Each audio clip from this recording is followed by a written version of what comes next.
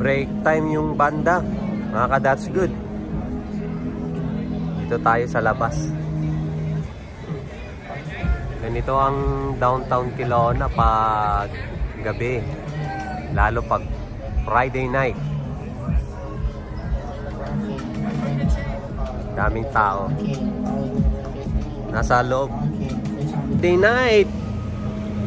Break time yung banda. Lumabas muna tayo. Malamig mga ka-that's good. Pero hindi anong malamig na malamig.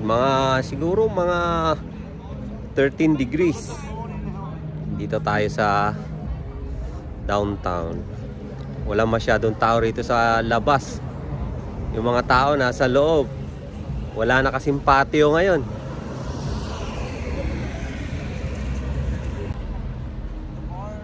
Yan yung City Hall, oh.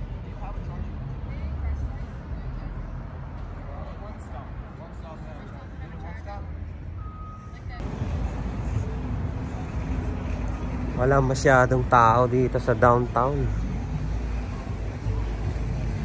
Wala sa labas, nasa loob sila. Kasi malamig sa labas ngayon. Sarado na yung mga patio. Dati nung summer, dito may mga upuan to eh. Tsaka tong kalsada noon ito, hindi dinadaanan na sasakyan niya. Sarado yan noon. Puro mesa tsaka upuan yan. Ito, walang tao sa mga patio kasi malamig na.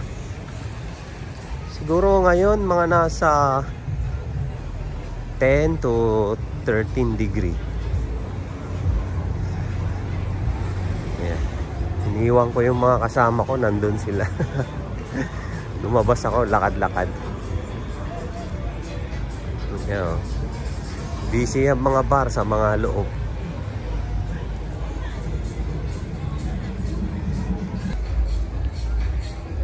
Yelo na yung dahon nila, oh. Nag-iiba na yung kulay ng dahon ng mga puno. Yun yung sale.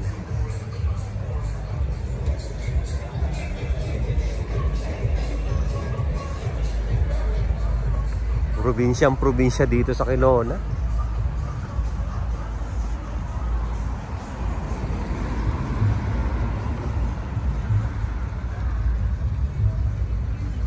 Mas maingay nung summer. Sabagay, nung summer kasi mainit ang panahon. Maraming tao sa labas. Ayun, malamig.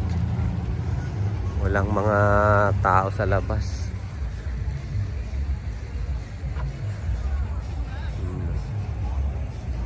Tahimik na ngayon ang downtown, mga ka-that's good.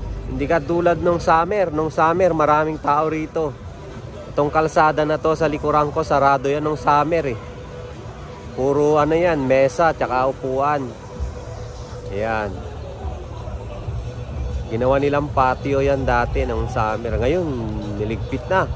Wala na masyado tao sa labas dahil malamig. Siguro gagasto sila sa heater. Kaya sa mga loob na lang yung mga customer. Maingay pa rin pero sa mga loob lang. Hindi na dito sa labas. Ito yung downtown paggabi. Friday night ngayon eh, mga alas 11 na ng gabi. Holiday pa.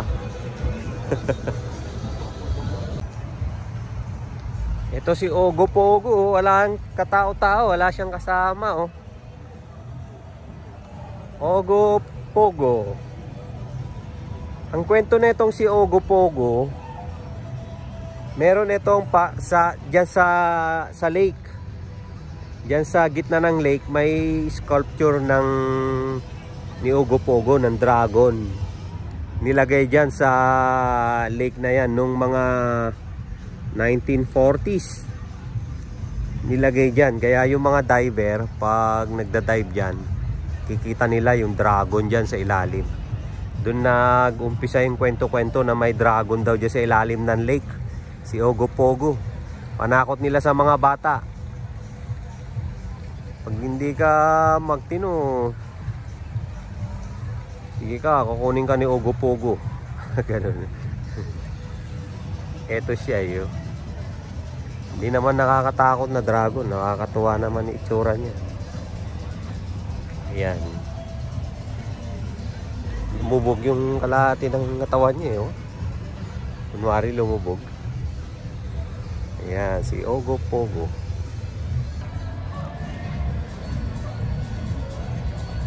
Parang piyesta, eh, oh.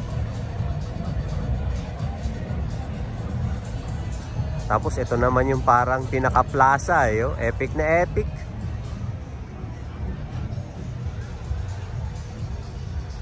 Yan naman yung mga yate.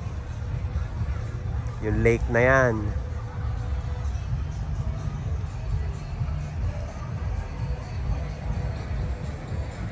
Ito ang Kelowna downtown paggabi.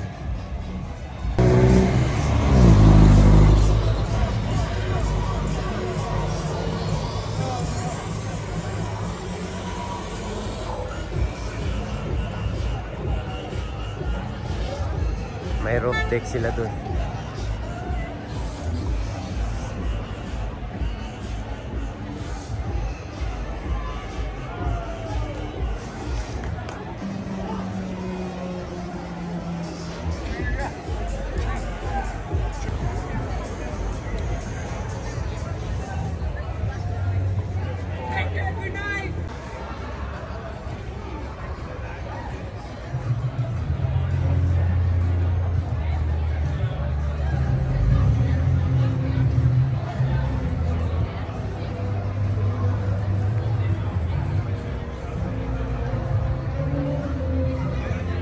Iba yung sound sa kabila, iba naman dito.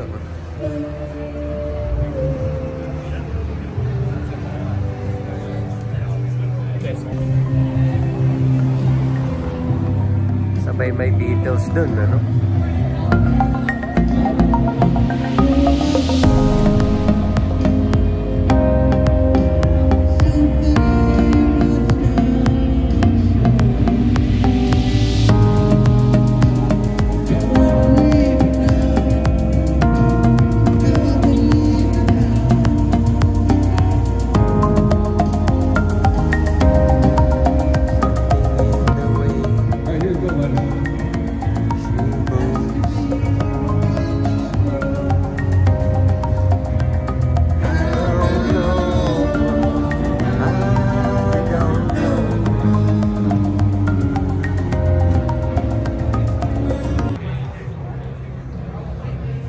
Masarap maglakad-lakad pag ganito malamig. First time ko maglakad dito sa downtown ng gabi. Yung walking talaga, walking lang na ano, pasyal.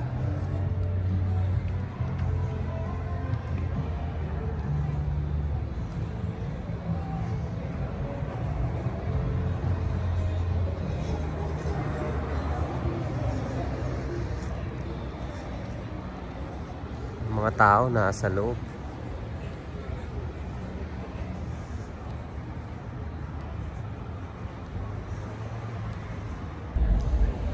Ang maganda dito sa Kelowna, mga ka-that's good, o kaya hindi ko alam, baka sa buong Canada siguro, pag naglalakad ka, pakiramdam mo safe na safe ka. Wala ritong mga ano, yung mga loko-loko, may mga balakura, mga barumbado, ganun. Wala kang makikitang ganun dito. Ang pinaka malala na rito yung mga, yung may tama na, alam mo na yun, yung mga may tama talaga sa ulo, yung mga, pero pag nakita yun, pinipick up yun, dinadala sa rehab. Tapos hindi ka nag-aalala kahit madilim, wala kang inaalala. Takot sila sa ano, takot sila sa pulis. Bihira nga ang pulis dito, eh. Yung mga pulis, ang ginagawa ng mga pulis, nagtitiket ng ano, mga illegal parking, ganun.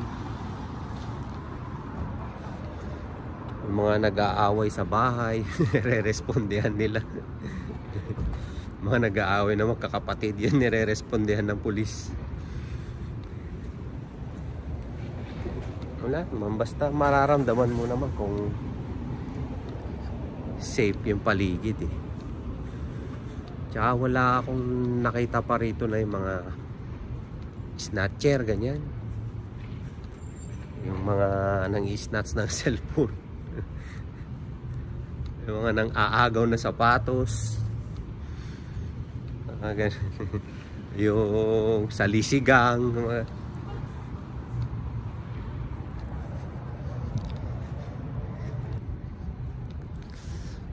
Balik na ako doon sa mga kasama ko.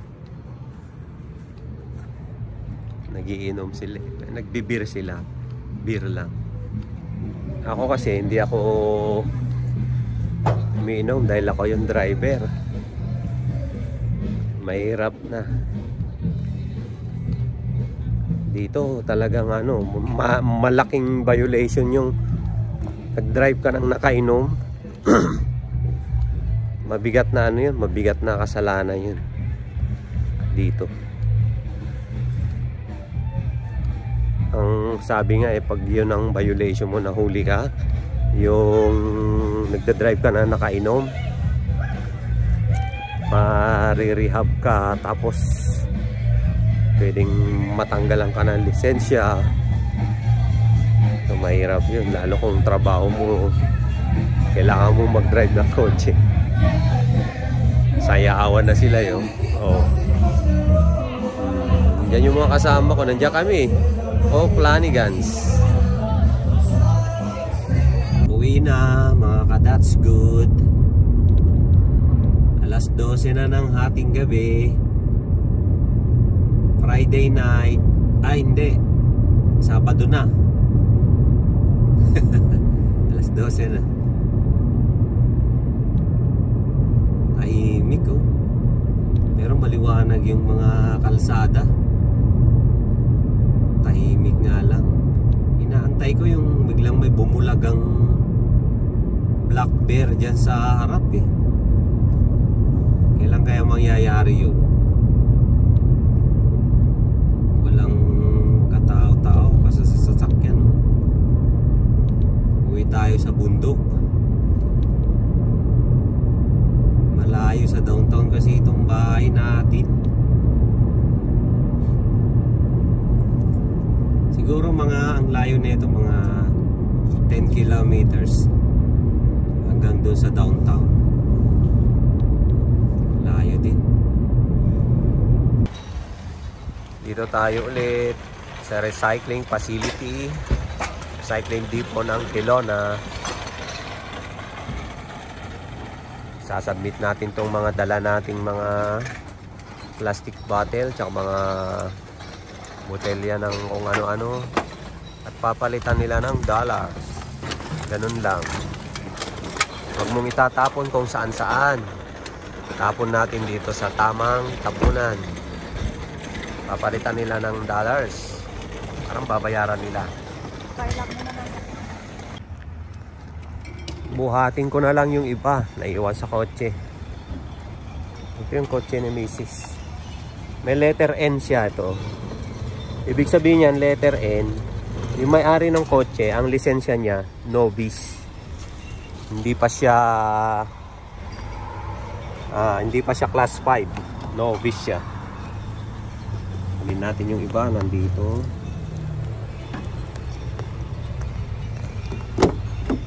Yan Galing to sa hotel sa Siesta Hotel. Kinukuha niya kasi itatapon lang din ito ng Siesta Hotel. Kinukuha niya tapos kami na nagdadala rito.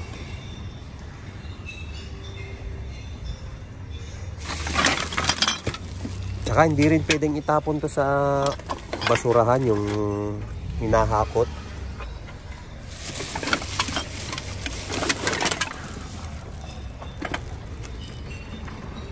Talagang segregate talaga yung mga recycling.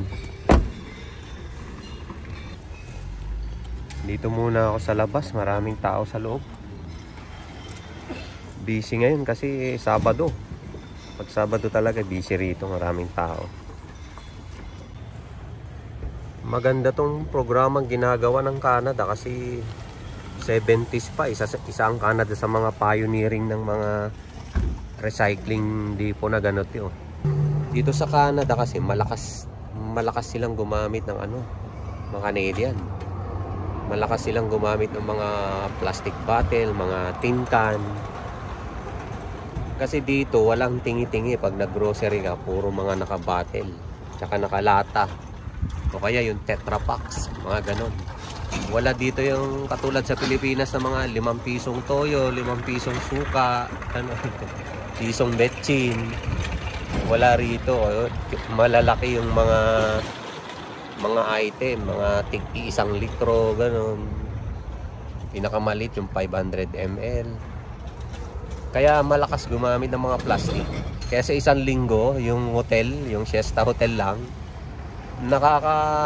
siguro mga 10 garbage bag ng mga plastic bottle tsaka tin can. Mga usually nabebenta yun ng mga rito binabayaran nila ng mga nasa $70 hanggang $100. Ayun. So kung weekly nakakaipon ka nun, dadalhin mo rito sa recycling depot, may 100 ka, 70, 100 weekly ka. Di ba? Maano na yun, pang grocery mo na. Tsaka halos lahat ng mga bahay nagdadala rito. Makikita mo yung mga sasakyan parating, paalis, tapos sa loob busy-busy, ang daming tao. Newbies, natatanggal to yan. Parang magnet lang siya. Pwede mong tanggalin yan, natatanggal yan. So pag hindi ka na novice, may class 5 license ka na, tanggalin mo na yan. Pero habang novice ka, wag mong tatanggalin yan dahil bawal. Kailangan nakalagay yan. Pag learners ka naman, hindi ka pa novice, L na yan, lalagay mo dyan yung kulay pula na L. Yan. Binibigay ng ICBC. Insurance Corporation of British Columbia. L, para makita ng mga sasakyan na yung nagda-drive, novice na. Ibig sabihin, na siya, may lisensya na siyang mag-drive ng, pwede na siyang mag-drive ng walang kasamang class 5.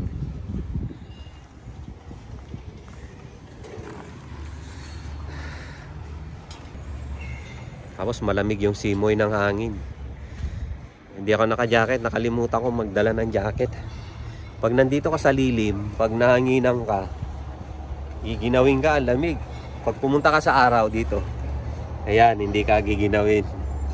Tama lang, yung nga lang, masusunog naman yung balat mo. Medyo green-green pa yung mga dahon ng mga puno, yung iba. Yung iba namumula na, ayan, katulad yan, no? Ang ganda. Oh. Nauna to mukhang hindi umattend ng practice. Nauna siyang namula, absent ng practice yung mga yan. Magbabarkada. Ito kasi mga to, tingnan mo. Pare-pareha sila, Abangan natin to, that's good. Pag nag-iba na yung kulay nila, tapos nagsilaglagan na sila. Yung mga twig na lang sila.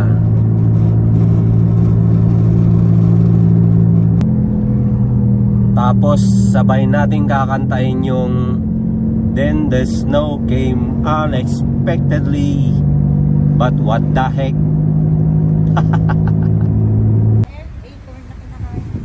Kain muna tayo mga ka-that's good.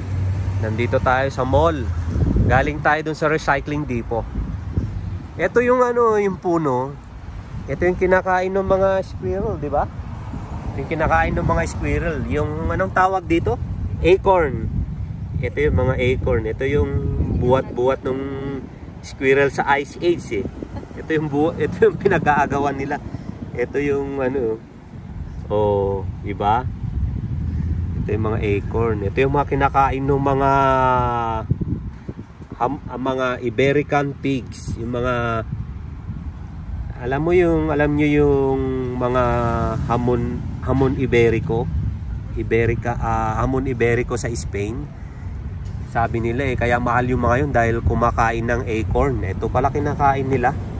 Kaya mahal yung mga hamon iberico. Ang nipis-nipis nun, ang mahal pag no. Tapos ito, ang gandang kotse oh, lupit oh. Astig. Sa nagmukhang ano yung kotse ko oh. Nagmukhang yagit eh. Oh. Lupit oh, shaker. Lupit ah.